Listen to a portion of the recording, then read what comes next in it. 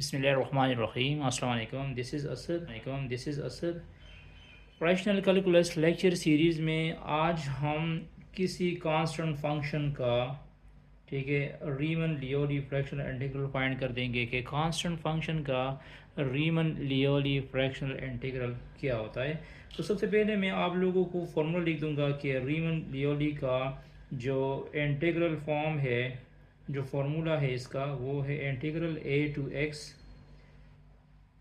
ये alpha order को show करेगा, f of x is equal to 1 divide by gamma alpha integral a to x minus t power alpha minus 1 dot f of t d t. तो ये F of T हमारे पास constant function है इसी case में। तो यहाँ पे F of x की जगह लेफ्ट साइड में हम सी लगा देंगे और एफ ऑफ टी भी हमारे पास वेरिएबल टी फॉर्म में है, तो इसकी जगह भी मैं सी लगा दूंगा। तो ये जाएगा integral a to x alpha f of x is equal to 1 divide by gamma alpha integral a to x minus t power alpha minus 1, और इस एफ ऑफ टी की जगह हम कांस्टेंट सी लगा देंगे डी टी। अब क्या करो, ये जो कांस्टेंट सी है इसको इंटीग्रेशन से बाहर निकालो, तो ये आ जाएगा c divide by gamma alpha integral a to x minus t power alpha minus 1 d t. Clear. अब हम जो है इस टर्म्स का इंटीग्रेशन फाइंड कर देंगे कि इसका इंटीग्रेशन क्या आएगा। तो सिंपल फॉर रूल आप लोगों ने इसके लिए याद रखना होगा। जो बेसिक्स पावर रूल हम यूज़ करते हैं इंटीग्रेशंस के लिए, अगर हमने इंटीग्रल फाइंड करना है a x plus b power n का, तो इसका इंटीग्रेशन होगा a x plus b whole power n plus 1 divide by n plus 1, और पावर के अलावा जो इंटरनल टर्म्स है, उसका हमने डेरिवेटिव लेना है। तो उसका डेरिवेटिव एक्स का डेरिवेटिव 1 होता है, कांस्टेंट का 0 होता है। तो यहाँ अगेन टर्म इसका ए आ जाएगा, उसको मैं डिवीजन में लिख दूंगा। उसको मैं कहाँ पे लिख दूंगा? डिवीजन में लिख दूंगा। तो कहने का मतलब यह है कि सबसे पहले सिंपल फॉर रूल अप्लाई करनी है इंटीग्रेशंस की, और उसके बाद इंटरनल टर्म्स का भी डेरिवेटिव लेना है। तो सिमिलरली यहाँ पे आ जाएगा c divide by gamma alpha. इधर देखो, यहाँ पे पावर अल्फ़ा माइनस 1 है, ये एक कांस्टेंट टर्म है। तो ये आ जाएगा, इसका इंटीग्रेशन आ जाएगा x minus t power alpha minus 1, इसके साथ प्लस 1 को ऐड कर दो, जिस तरह यहाँ पे मैंने 1 को ऐड किया है, और बिल्कुल उसी तरह एक्स अल्फ़ा माइनस 1 प्लस 1 भी लगा दो। और पावर के अलावा जो इंटरनल टर्म्स है वो एक्स माइनस टी है। तो इसका हम with respect to t differentiations कर देंगे, तो एक्स का 0 हो जाएगा और टी का 1 हो जाएगा। तो इसके साथ यहाँ पे माइनस 1 भी आ जाएगा। क्या आ जाएगा? माइनस 1 भी आ जाएगा। और अपर लोअर लिमिट की वैल्यू है ए टू एक्स। अपर और लोअर लिमिट की वैल्यू क्या है? ए टू एक्स है। तो यहाँ पे ये प्लस 1 माइनस 1 कैंसिल हुआ, और यहाँ पे भी प्लस 1 माइनस 1 कैंसिल हुआ। ये वाला जो माइनस है इसको बाहर निकालो, तो ये आ जाएगा minus c divide by gamma alpha.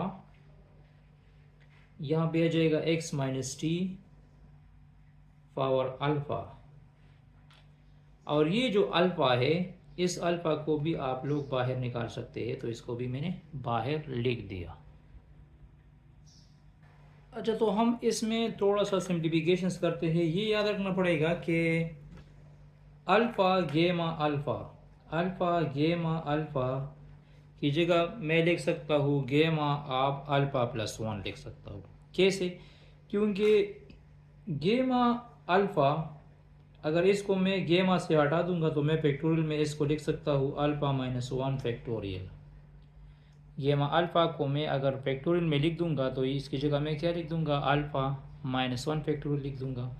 और फिर इसको अगर मैं फैक्टोरियल में फॉर्म में लिख दूंगा तो सबसे बड़ा नंबर अल्फ़ा है, तो इसकी जगह मैं अल्फ़ा फैक्टोरियल लिख सकता हूँ। इसकी जगह मैं क्या लिख सकता हूँ? अल्फ़ा फैक्टोरियल लिख सकता हूँ। और अगर अल्फ़ा फैक्टोरियल को मैं दोबारा गेमा फंक्शन में लिख दूंगा तो अल्फ़ा फैक्टोरियल को मैं दोबारा इस तरह लिख सकता हूँ कि यहाँ पे जो भी टर्म आएगा अल्फ़ा उसके साथ बस प्लस 1 लिखना है, उसके साथ क्या लिखना है? प्लस 1 लिखना है। तो ये अल्फ़ा इंटू गेमा ऑफ अल्फ़ा इसकी जगह आ जाएगा गेमा अल्फ़ा प्लस 1 आ जाएगा। क्या जाएगा? गेमा अल्फ़ा प्लस 1 आ जाएगा। और साथ में आप लोग बाउंड्री भी लगा दो, अपर लिमिट लगा दो, लोअर लिमिट लगा दो। तो इस तरह कर दो कि सबसे पहले टी की जगह अपर लिमिट की वैल्यू पुट कर दो वो एक्स से, तो ये जाएगा x minus x power alpha minus x minus a power alpha. तो एक्स माइनस एक्स तो ख़त्म हो जाएगा, ज़ीरो हो जाएगा, यह जाएगा minus c divide by gamma of alpha plus 1 और यहाँ भी आ जाएगा minus x minus a power alpha आ जाएगा।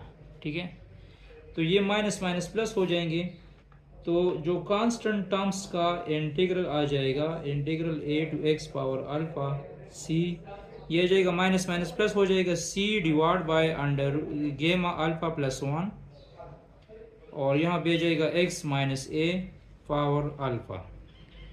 तो ये हमारे पास क्या है? ये हमारे पास कांस्टेंट फंक्शन का रीमन लियोली फ्रैक्शनल इंटीग्रल है। ठीक है, और अगर पार्टिकुलरली मैं इसमें पुट ए की जगह मैं ज़ीरो पुट कर दूँ, पार्टिकुलरली अगर मैं यहाँ पे ए की जगह ज़ीरो पुट कर दूँ तो ये फिर क्या आ जाएगा? ये हमारे पास आ जाएगा c divide by gamma of alpha plus 1 x minus zero power alpha. तो यहाँ पे ये क्या जाएगा? C x power alpha divide by gamma of alpha plus 1, ये आ जाएगा हमारे पास। ठीक है, अब यहाँ पे देखो, अगर मैं मतलब अल्फ़ा जो है 1 लिख दूँ, अगर मैं यहाँ पे पुट कर दूँ alpha is equal to 1, alpha की जगह अगर मैं 1 पुट कर दूँ तो ये क्या जाएगा? C x power 1 divide by गेमा 2, गेमा 2 1 फैक्टोरियल की इक्वल है तो इससे सी एक्स आ जाएगा। ठीक है, तो सिंपली कांस्टेंट फंक्शन का, सिंपल कांस्टेंट फंक्शन का हम इंटीग्रल क्या लेते हैं? वो सी एक्स होता है ना, कांस्टेंट के साथ हम क्या लगाते हैं? सी एक्स लगाते हैं। अगर मैं यहाँ अल्फ़ा की जगह 2 लगा दूँ तो ये आ जाएगा c x square divide by 2 आ जाएगा। अगर मैं यहाँ पे अल्फ़ा की जगह 3 लगा दूंगा तो सी एक्स क्यूब डिवाइड बाई 3 आ जाएगा, डिवाइड बाई मतलब 3 आ जाएगा या 6 आ जाएगा। तो ये क्लासिकल इंटीग्रल को सेटिस्फाइड भी करता है। Riemann Liouville fractional integral of constant function classical integral को भी सेटिस्फाइड करता है। तो ये हमारे पास कांस्टेंट फंक्शन का रीमन लियोली फ्रैक्शनल इंटीग्रल था। इसके बाद हम एक्सपोनेंशियल फंक्शन का या सिंपल पॉलिनोमियल फंक्शन का भी इंटीग्रल फाइंड कर देंगे। Stay touch with us.